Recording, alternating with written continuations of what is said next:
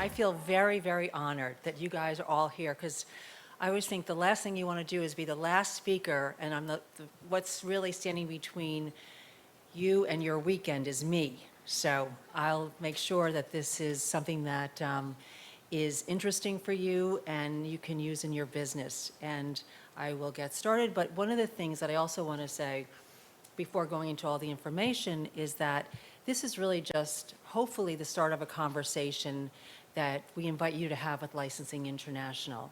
We are here as a global organization to support and help you in your business of licensing. And what that means is wherever you are in your licensing journey, if you're just starting out or if you're mid-career or further along in your business development, if you have any questions, don't hesitate to reach out to us. So now I'll get started. All right, so thank you again for inviting me here, and let's see if I can get this rolling. All right, terrific. So we've already gone through this. You know who I am. Good. So Licensing International is a nonprofit organization. We are a global organization, as I mentioned, and our mission, first and foremost, I usually say our mission is your business. Your business is our mission. It's to connect, to make those connections for all of you, business-to-business connections, as well as partnerships. Discover new opportunities, which is why all of you are here this week, right? You're looking at new opportunities to grow and develop and expand your businesses. And thirdly is to really further advance your businesses. So again, your business is our business. So our mission is always to connect, to discover, and to advance. Who are we? Who is this association? Well, we're nearly 40 years old. We're made up of licensors, IP owners, licensees, manufacturers, retailers, service providers, the wonderful folks who do everything from the legal work to style guides. All of those folks are part of our membership, which is more than 1,200 companies globally. And so it's a corporate membership-based organization. And while we have 1,200 members, our impact is easily 10x of that, because within one company, we have perhaps 20, 50 members of that company who are part of Licensing International. So we are truly a strong global organization. Again, we cut across industries as well as product categories, so entertainment, corporate brands, fashion brands, sports, digital, art, collegiate, museums, pretty much everything in the day of life of all of us as consumers touches on licensing in some way, shape, or form.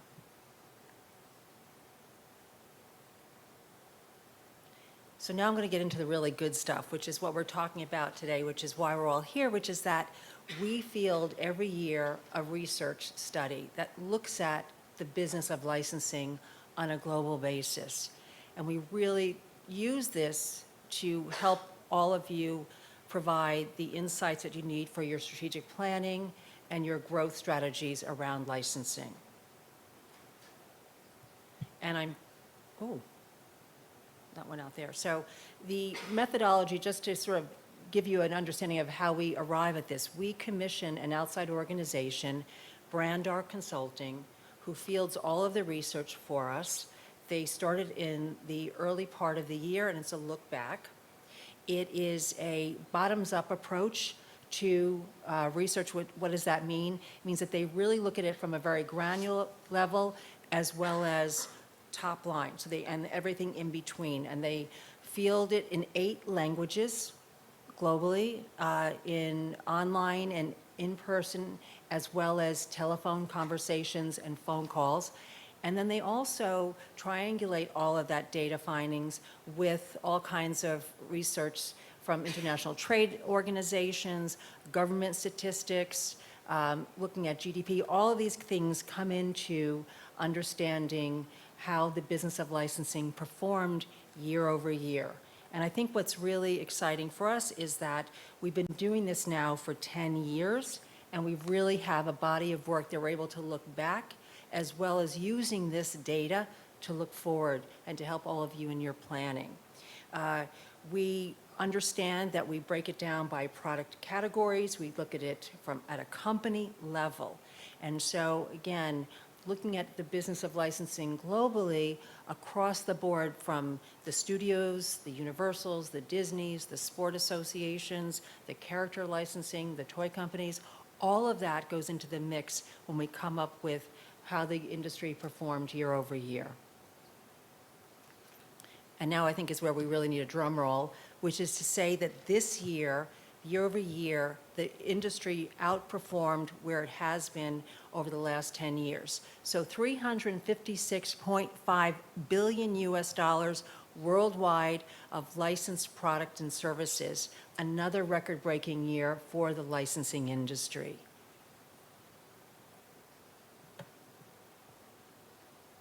What we saw was that in 2021, we were at 315, 2022, 340, 2023, that $356.5 billion business.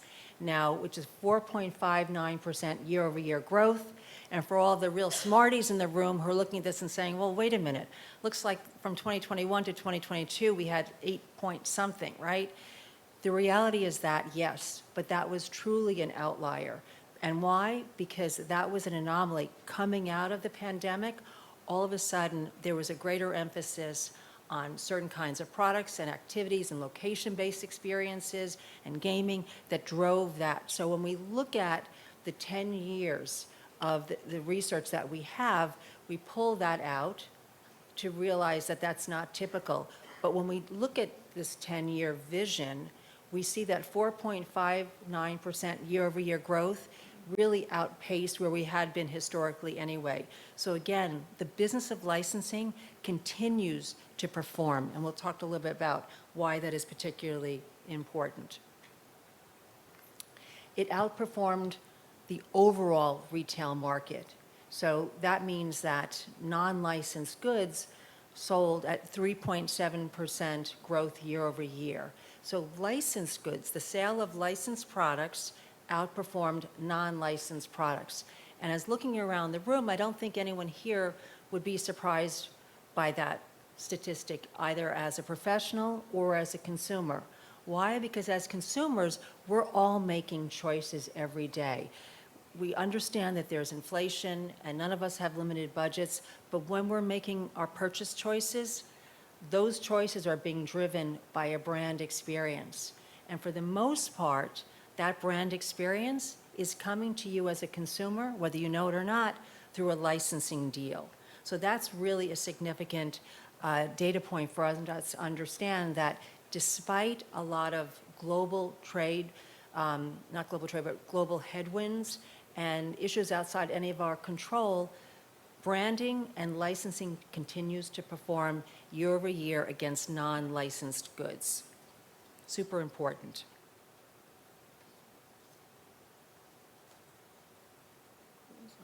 Clicker's not working. Okay, good. Some of the things that we, again, looking at pulling out data points that we thought would be interesting for this group to understand is really seeing where e-commerce is today and how important e-commerce is. And one of the things that there had been some thinking around was that we came out of the pandemic, folks would be going back to bricks and mortar, they weren't going to be shopping as much online, and in fact, that's not the case at all. In fact, e-commerce now accounts for 37% of global licensing sales. And why is this important for y'all to be thinking about? Is because as you create your retail strategy as part of your businesses, you've got to make sure that e-commerce and social commerce is a part of that mix. And what's also interesting for us to see is that as we look back these last 10 years, the growth from the time we started fielding the research around e-commerce to where we are today, e-commerce has nearly, actually not nearly, has more than doubled. So that's, again, and we're only going to see this grow exponentially. And I think as we go towards the end of the presentation, I think what's really interesting is we'll talk about is what does this really mean for bricks and mortar? And it's not a bad thing. So stay tuned. Okay, so again, we take out all this data, we break it down, we cut it every which way. We look at our global retail sales by region. which as you're developing your global strategies and your entry strategies for other markets outside of Korea, take a look at where the business is. The business of licensing truly is a global industry. And again, we know this as consumers. You can go online and shop, and we here in the mall looking at the Zaras and all of these brands that really are in many ways borderless. And so that's why looking at where the business is coming from, it helps you formulate your strategy. I think what's important here as well to see is really where there is significant growth and where there's an uptick in the business. North America is up, but it's pretty much not as much as it has been, even though it's still the lion's share of the revenue. But where we're really seeing significant growth coming out of is Middle East and Africa and North Asia. And that's, again, certainly something I think exciting for us to take a look at and think about as we're developing strategies for expansion.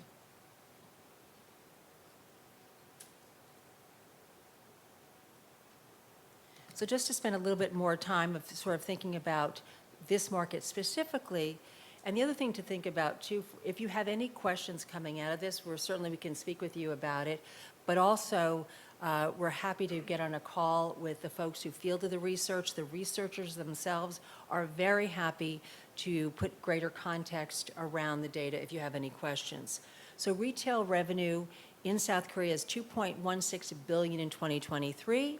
We saw a 4.35% year-over-year increase, and top product categories, character entertainment, corporate, and sports, which I think is really exciting to see how these categories are growing. And we're also seeing trends worldwide of these categories creating cross-pollination through collaborations. And so it's not just thinking about character by itself or entertainment by itself or sports by itself, but you think about how all of these categories can cross over and extend and create new revenue opportunities. And breaking down further details, global retail sales revenue by property type. And why is this important? Again, just thinking about how you're developing your business. So entertainment and character licensing still remains the lion's share of the industry overall. Corporate brands is coming up fast, 25.3%, which is exciting for us to see. Sports, 11%, fashion, publishing, collegiate. We saw our friends at Yale have a nice display downstairs. Celebrity, we all know what that means. Music, which for this market I think is really an untapped opportunity for cross collaboration, art, and nonprofit. The high growth areas that we've identified, and what's kind of interesting is to say that, yes, so nonprofit, which is not a huge part of the pie overall, but there are opportunities for growth here. And as looking at your businesses, you can take a look at nonprofits. Music, the music industry, and particularly here in Korea, it's a great opportunity. Fashion, entertainment, and characters is a stronger category overall, so there's less growth happening, but nevertheless it remains strong, and sports, as we've mentioned. What's kind of interesting for us is how we've seen this shift in entertainment and characters, which has a 6.9% year-over-year growth. 42% of that growth came out of film and TV, but what we really think is exciting is to see how fast and furiously anime, gaming, social media properties are coming up, and that it's almost 50-50. I think that's something that we want to make sure that we're really paying attention to as opportunities.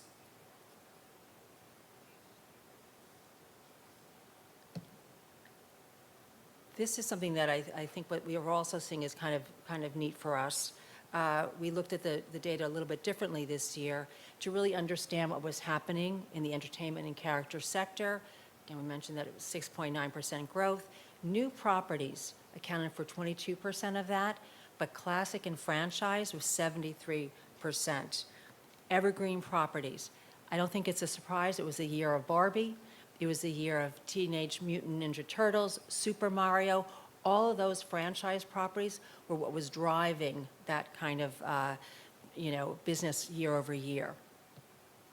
So it'll be interesting next year when we field this research to see if these numbers in some ways flip-flop or if they stay the same. That's kind of the nerd in me who likes to look at these kind of numbers. So then we also look at global retail sales by product categories. And we've identified the top 10 to help you develop your business strategy. Apparel and toys continue to be the strong drivers for licensing programs. Accessories, fashion accessories coming up, software, video, home decor, that's a category that we're all watching. Food and beverage, tremendous opportunities for growth in food and beverage, sports, consumer electronics, health and beauty, and footwear. And then what we look at is the ones that are trailing, but we put these on because we don't want to ignore them. We look at consumer insights a lot, and what's driving so much of the licensing business today is a full engagement, a full brand experience engagement by the consumer. And so while these categories aren't necessarily the big drivers of your business, they're super important to remain connected with your consumer. So as you're developing your strategies, you want to look at these other categories that are really nice add-ons, but will further enhance that emotional connection that consumers can have with your brand and your property. So taking a bit of a look here, what's happening locally. I'm not telling you anything that you don't know, but just some stats to throw out, which is always kind of fun. K-pop market is valued at $8.1 billion, $8.1 billion US dollars in 2021. It's forecasted to hit $20 billion by 2031, and that's not that far off. And this is based on Allied Market Research. The South Korean market industry is reported to have an export value of approximately $927.6 million, and that's according to another research company we work with, Statista. And this is really important. I love the data point on the export value, because that'll help us as we're looking at opportunities to take so much of what's happening here beyond music and beyond beauty and other categories, and have that same kind of growth opportunity for other businesses in South Korea on a global marketplace. So I find that super exciting and really relevant. Again, K-beauty, who does it? Tanny and I were doing a little retail therapy earlier, or store checks, as I used to say to my boss. I have to do retail store checks because what person doesn't love K-beauty? The K-beauty industry is huge. It's valued at $6.57 billion US in 2023. Skincare globally accounts for 41% of global cosmetics, and you guys own the market on beauty skincare products. So we really are looking at this in a much deeper, granular way to help our industry identify collaborative opportunities. And again, we think looking at the export value of the category, which is $7.65 billion in 2023, the opportunities truly are limitless for these two categories. And this is just to really demonstrate the importance of collaborations in supporting brands as you are looking at developing your business and looking at new demographics, new categories, and certainly new territories. And these are just some fun examples of what we're already seeing happening. But again, looking at the numbers, we know there's tremendous, tremendous opportunities here for us. And these are, oops, did I go back? Huh. Okay. So, key takeaways. This is where we kind of roll things up together.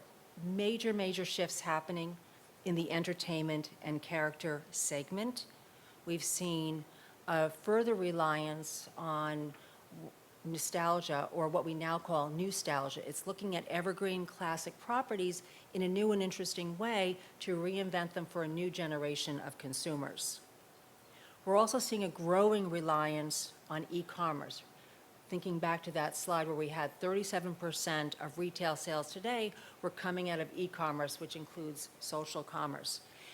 This in itself is exciting because it's leading not only to a whole new platform and a way of engagement, but it's also creating the need for much greater innovation in the bricks and mortar industry. So we're seeing an uptick overall in retail sales because the consumer is now further engaged in seeing innovation at a in-store experience level, and increasing opportunities in key regions, looking at the growth worldwide, making sure that we're looking at the Middle East and Africa, specifically UAE, Egypt.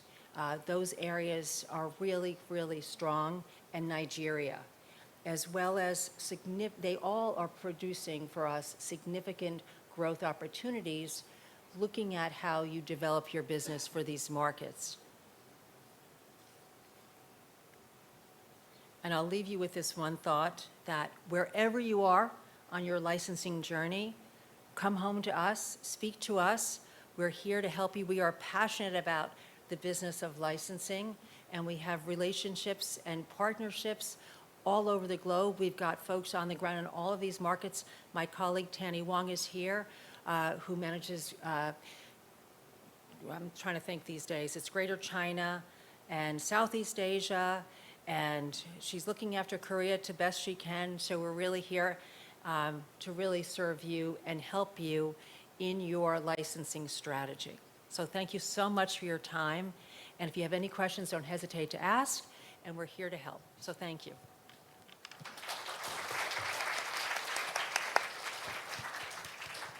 So if you have any questions, please raise your hand. I would like to deliver the microphone. 혹시 질문 있으시면, 네, 시간 좀 있으니까 귀한 강의였거든요. 어디 계신가요? 질문 있으신가요? 손을 좀 들어주시면.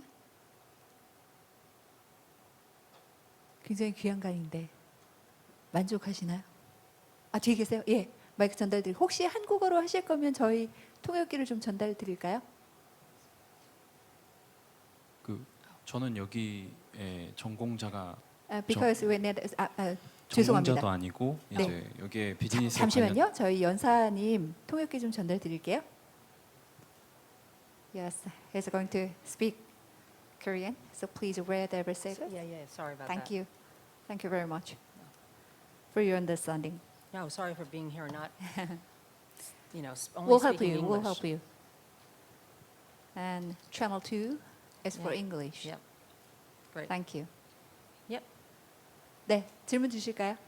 예, 먼저 귀중하고 통찰력 있는 정보를 제공해 주셔서 감사합니다. 이제 저는 이 업계에 종사하고 있는 사람은 아니지만 이제 소비자로서 이제 발표하신 정보들을 보면 이제 거의 뷰티나 뮤직 또는 이제 비디오 같은 이제 어떠한 시각적으로 보여지는 컨텐츠에 대한 이제 그러한 가치들을 설명하고 계시는 것 같은데, 혹시 이제 VR 쪽 관련해서 게임이나 이제 그런 파생되는 컨텐츠로서는 이제 어떠한 통찰을 갖고 계신지 궁금합니다.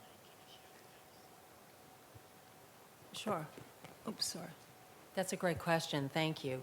So VR is a tool within our industry. And what we are seeing is that there is a growth in VR. Actually, we saw some demonstrations downstairs.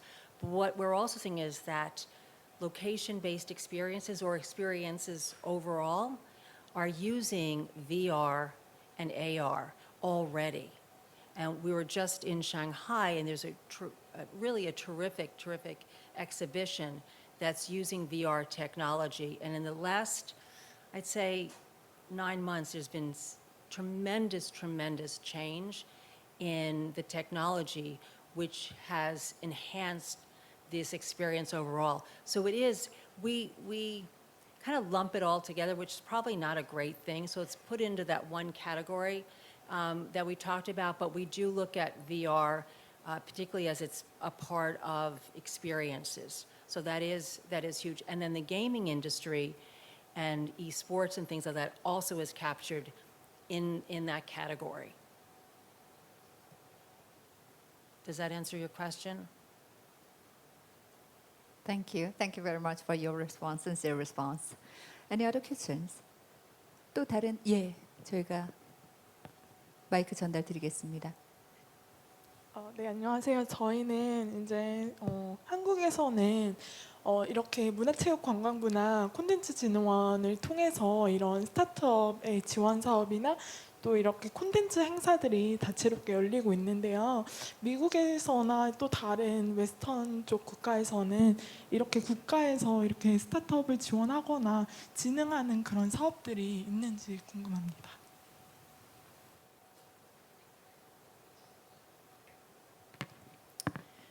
It really varies from country to country. I'll speak specifically regarding the U.S., and there isn't the government support that we see here in South Korea specifically. But I have my colleague here who's our trade show partner, Sarala, who is part of Informa Markets, which creates so many great trade shows with us around the world. Just was in Shanghai, which is a hugely successful licensing expo. China, brand licensing in Europe, in London, that's coming up in the fall, and then licensing expo in Las Vegas. So there's lots of shows around the world, trade shows, and in other markets, there is government support. So a show that we are involved with in Germany, the government in Germany does support the Frankfurt Book Fair, and they support Nuremberg Toy Fair. So it really depends. It really changes from market to market. But I think what's most important probably is really how does the event, the show, the conference come together, and how does it best serve the marketplace? And that's what's truly exciting, is that their cooperations oftentimes public-private. Sometimes they're just public, or sometimes they're just private. But at the end of the day, the experience to all of you as business executives is really seamless and just really serving your business needs. Does that help? Yes. 만족하시나요? Yes, that is quite lovely news that there are many opportunities to visit and participate in the event as a startup. 아마 스타트업으로 또 여러 가지 그 이벤트에 참여할 수 있는 기회가 있다고 하니까 함께 눈을 돌려보셔도 좋을 것 같습니다. 또 다른 질문 있으신가요? 네네, 뒤쪽에 계시네요. 저희 마이크 전달 드리겠습니다.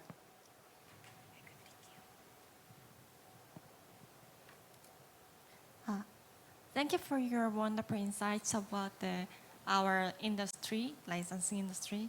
So actually, I'm working on the character licensing company. So I'd like to hear more information about the major shifts in the entertainment character segment that you mentioned. So could you give me more explanation or advices for us? Sure, happy to. The character entertainment industry has gone through tremendous upheaval this past year. Certainly with so much of this, there were strikes in the United States which really impacted how production happened. And so the timeline of for creating content in the entertainment industry was really taken aback by nearly a year. So that's had significant impact on the industry overall. We've also seen a shift in how consumers are consuming. And so the movie theater business has changed significantly. People are not going to movies necessarily as much.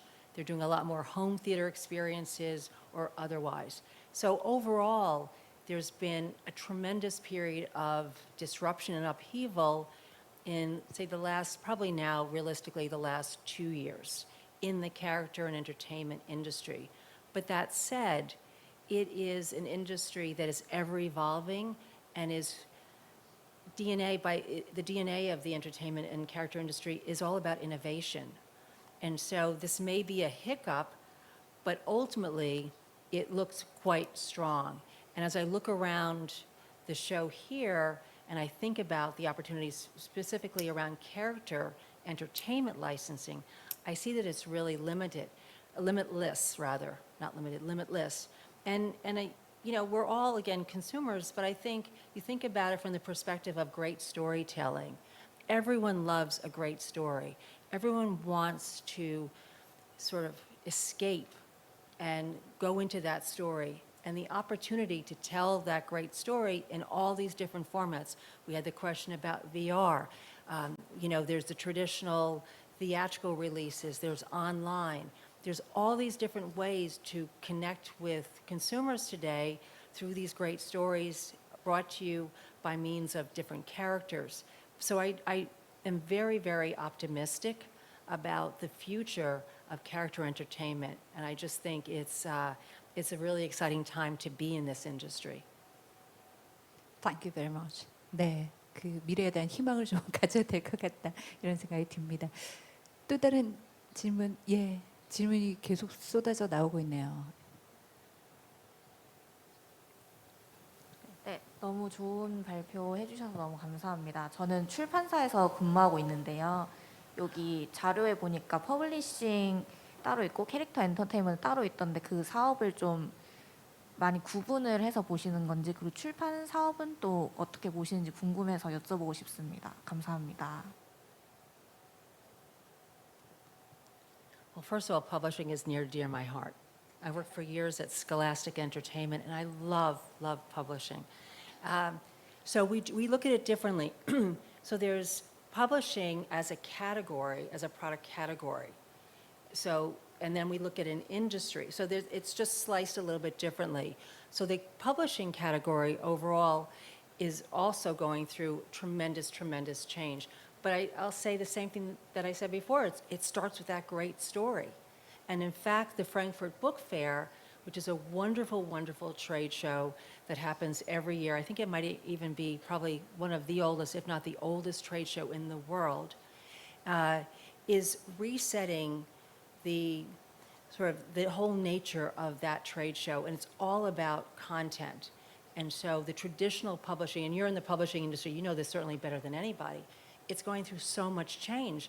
But what doesn't change is that people love a great story. How you bring that to them is what's changing, but that's what makes it super exciting. So the category of publishing equally is limitless because it starts with a great story, and it comes to life in any number of formats. And we're seeing this whether it's digital, whether it's traditional paper-based, sort of an analog approach to it, whether it's music publishing. There's just a lot of opportunity that publishing is such a deep-rooted part of the industry and remains strong.